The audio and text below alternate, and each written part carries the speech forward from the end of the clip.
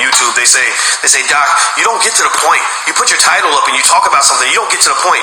Well, you got to understand, like, I didn't grow up in like an ADHD generation. Like, I don't believe that you have to actually get to the core topic like in 30 seconds. In fact, if you ever choose to have sex with a woman, don't try to just get to the point like in 30 seconds. She ain't gonna want to sleep with you, man. Take your time, relax, be patient. So that's what we do. We are patient. We move forward patiently in this podcast. So if you're not a patient person, then this probably ain't for you. It's okay though. There's plenty of coonery out there that you can go watch. I'm sure WorldStar has a new video up right now. So go do WorldStar. You know, don't come to my page so you can complain about how we run stuff in my house. You don't do that. What you do is you leave. You leave. If you don't like it here, just go. I would say get the F out, but I'm trying not to cuss because I don't want to have to pay extra money in the swear jar.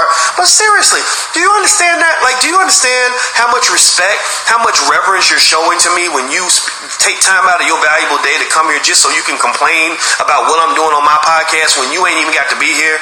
If I don't like you, I don't go to your page. So, and I say that to everybody out here, the people who are brainwashed by Umar Johnson. Like, if you're so brainwashed that you can't have critical and intelligent and honest conversation about your beloved leader, then this ain't the place for you. You should go someplace where the brainwashed people hang out. Go. That's cool. You got plenty of company. That's where the majority of black people are. The majority of black people are okay with elevating black leaders into these religious figures who are greater than Jesus could ever be. Like there's a lot of people out there like that. And so you got company.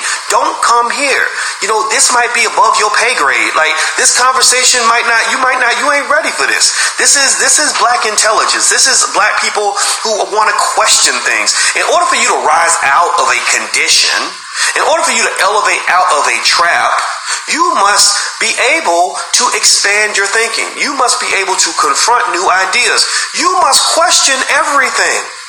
If the animal never ever questions the cage that he was born in, then he will never ever figure out how to escape. If he just accepts it and says, well, this is good, and I'm glad, I like it here in the zoo, and the zookeeper, he must be my friend because he comes by here every day with a piece of steak, and so when he gives me the steak, that means I get to eat, so he's clearly my best ally, and you don't even understand that the zookeeper who's feeding you every day, that's the SOB who built the cage in the first place. He up here watching the bars and the security system to make sure you don't get out, and you're complicit in the entrapment because you're sitting there happy that he's bringing you a piece of steak. So we got a lot of Negroes who think that way. So it's fine. I can sit here and tell you all day, look, I think you might want to ask Umar what he did with your money. But if you get mad at me for asking you to go ask a logical question, then this ain't the place for you.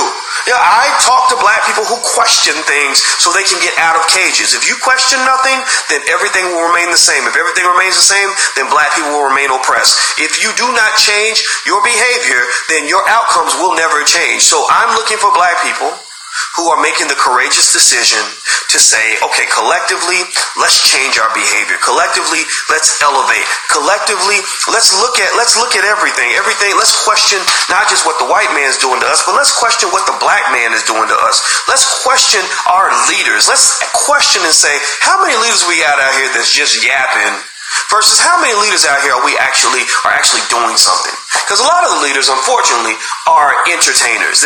All they're here to do is just kind of talk and make you feel good and make you excited. I would prefer to ask this question.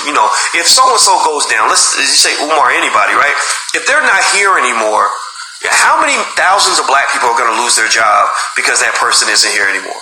How many black institutions are going to disappear as a result of that person not being around? How much real tangible stuff that's actually been built and created and developed is going to not work and be effective anymore because that particular leader is no longer there, right? So, for example, if you're the president of Apple Computer and you die, then thousands of people are affected because stock price plummets and people get laid off and all kinds of stuff, right? So real lives are being affected.